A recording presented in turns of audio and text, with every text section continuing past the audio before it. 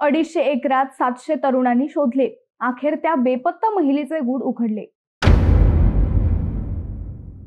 राहुरी तालुक्यातील बारागाव नांदूर परिसरातील 32 वर्षांची महिला शेतातून बेपत्ता झाल्यानंतर तिला बिबट्याने ओढून नेले असावे अशी शंका ग्रामस्थांना आली. तिचा शोध गावातील 700 तरुणांनी जवळपास 200 एकरात घेतला.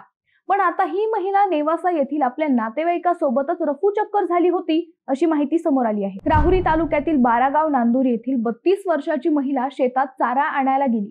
ती नेहमीप्रमाणे कामाला गेली, पण संध्याकाळ झाली तरी घरी आलीच नाही. शेतात चारा आणण्यासाठी नेलेले कपडे सापडले होते.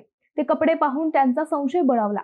कदाचित तिला बिबट्याने शेताजवळच्या उसाच्या मळ्यात ओढून नेलं असावं असं अनेकांना वाटलं. परिसरातील 250 ते 300 एकर शेतात या महिलेचा वन विभागाचे कर्मचारी व गावातील 700 ते 800 तरुणांनी रात्री 10 वाजेपर्यंत शोध घेतला, पण तपास लागेना. मग राहुरी पोलिसांनी तपासाची चक्रे फिरवली आणि ही महिला तिच्या नातेवाईकासोबत शेतातून पळून गेली असल्याचे तपासातून समोर आले. त्यानंतर नागरिकांनी कपाळाला हात लावला. या महिलेने वन विभागासह ग्रामस्थांना कामाला लावले.